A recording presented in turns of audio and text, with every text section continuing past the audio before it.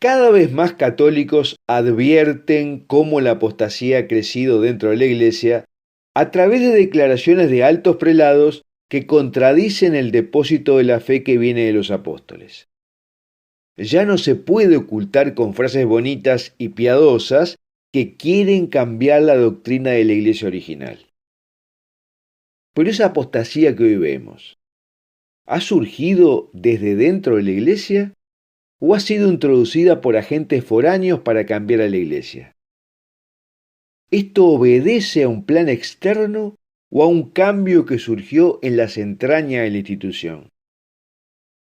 Aquí hablaremos sobre cuáles son los planes conocidos por los que la masonería llamó a infiltrar a la Iglesia, cómo ha transcurrido esa infiltración y los frutos que les dio, y qué tan pesada es esa operación.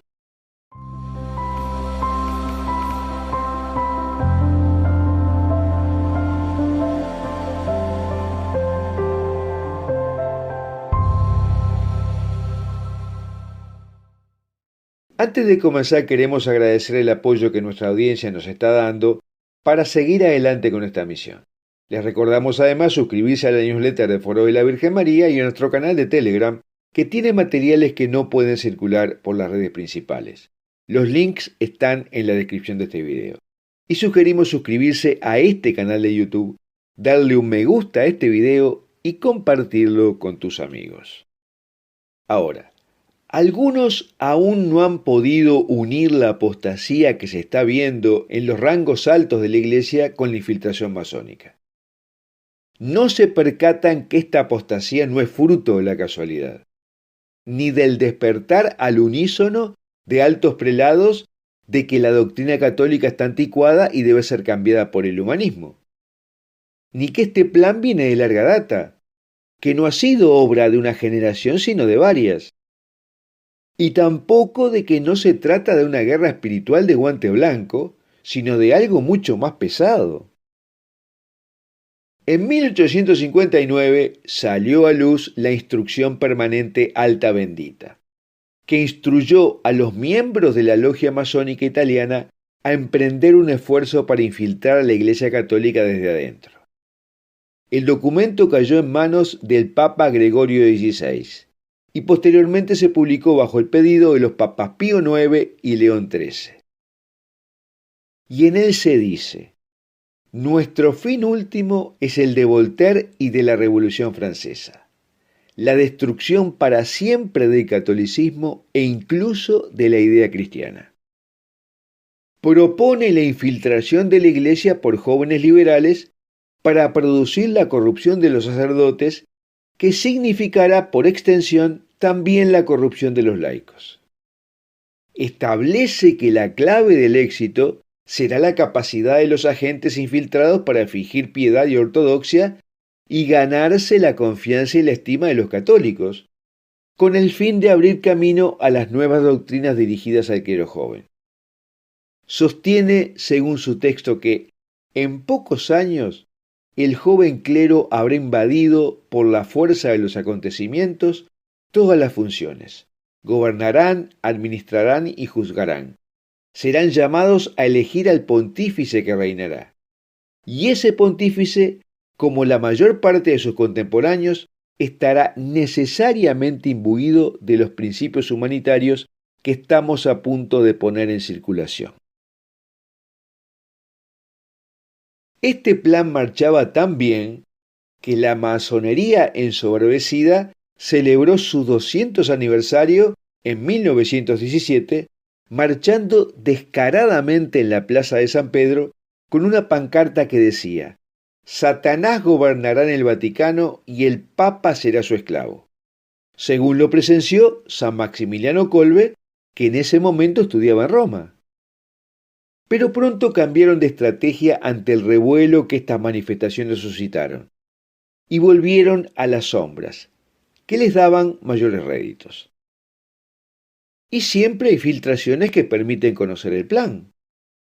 Una muy importante fue la de 3 cartas escritas en 1961 por el presidente de la Comisión Pontificia para el Patrimonio Cultural de la Iglesia, Monseñor Francesco Marchisano, al Gran Maestre del Gran Oriente de Italia, donde proponía un plan para tomar los seminarios sacerdotales en las regiones italianas de Piamonte y Lombardía.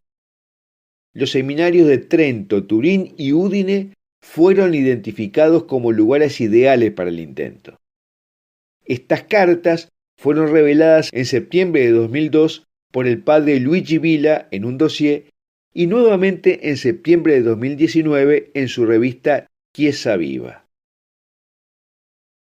Y el 12 de septiembre de 1978, casi un siglo después de la publicación de Alta Bendita, a casi 2 décadas desde el lanzamiento del complot para apoderarse de los seminarios de Italia y 17 días después del nombrado Papa Juan Pablo II, se publicó la lista Pecorelli. El abogado y periodista de investigación italiano Mino Pecorelli publicó una lista de 120 cardenales, obispos y sacerdotes del Vaticano de alto rango que identificó como miembros de una logia masónica, incluyendo sus nombres, fechas de ingreso a la masonería, números de código y nombre en clave por el que eran conocidos en la logia.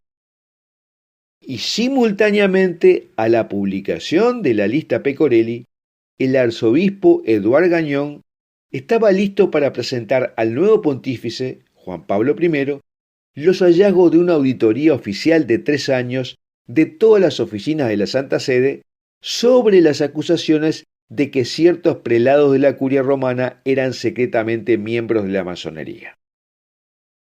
La investigación de Gagnon sobre la masonería dentro de la curia romana había sido encargada oficialmente por Pablo VI, en respuesta a la acusación particular de que 2 prelados de alto rango eran masones.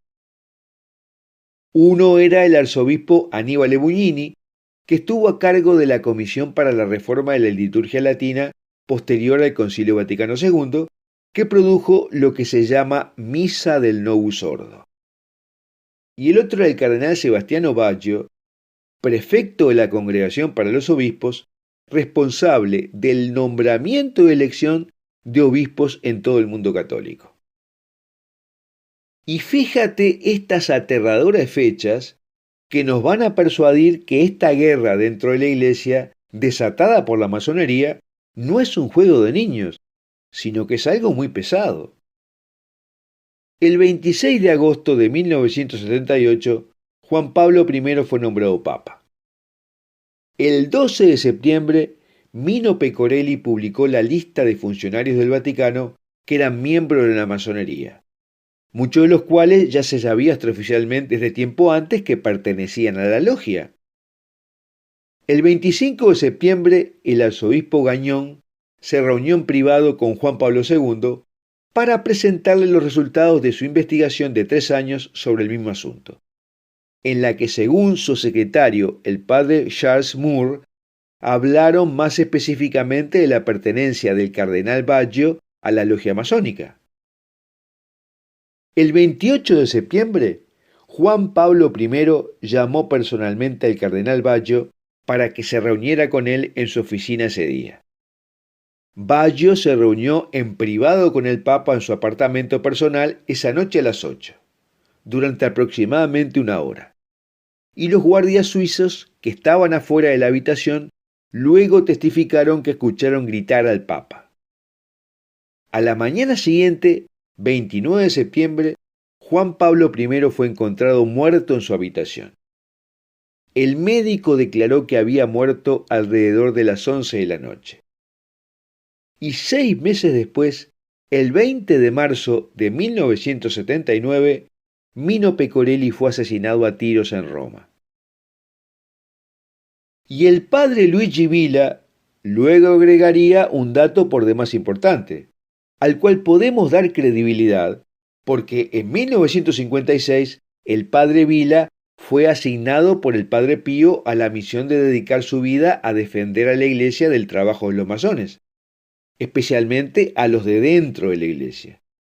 Y luego el Papa Pío XII confirmó personalmente esta misión y puso al sacerdote bajo la protección de los cardenales Alfredo Taviani, prefecto del Santo Oficio, Pietro Parente y Pietro Palazzini. El padre Pío informó que el cardenal Palazzini ordenó que se realizara la autopsia a Juan Pablo I. Se realizaron 3 autopsias, llamadas oficialmente exámenes médicos, y el veredicto de cada una confirmó que el Papa había sido asesinado. Los resultados de las autopsias no fueron publicados por el Vaticano. 2 de los altos prelados que aparecían en la lista Pecorelli tenían funciones especialmente relevantes y eran un gran peligro potencial. El arzobispo Aníbal Bugnini encabezó los cambios realizados en la liturgia del Novus Ordo y después se sabría que su objetivo fue eliminar de la misa del rito romano cualquier cosa que pudiera ser objetable para los protestantes.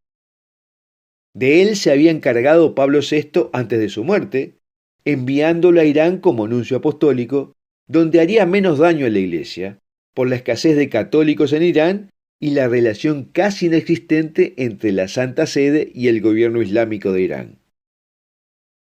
Pero el cardenal Baggio, sin embargo, resultó más difícil de eliminar, porque seguiría siendo el encargado de la Congregación para los Obispos, responsable de nombrar a todos los obispos del mundo hasta 1984, lo que demuestra la fortaleza de la red de poder que los masones habían establecido en el Vaticano.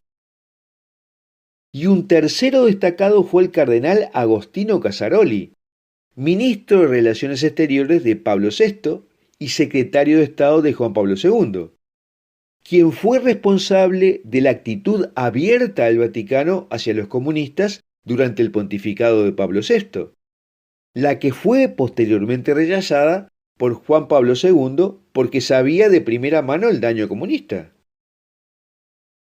Ahora bien, sería ingenuo pensar que los buenos católicos que hay en el Vaticano han podido ya quitar de en medio a los masones que infiltraron los puestos más altos. Porque, por ejemplo, Monseñor Pío Vito Pinto, a quien Pecorelli identificó como ingresado a la masonería el 2 de abril de 1970, gobernó como decano del Tribunal Supremo de la Iglesia, la Rota Romana, hasta marzo de 1921, e incluso hizo declaraciones favorables sobre la admisión a la comunión de los divorciados vueltos a casar.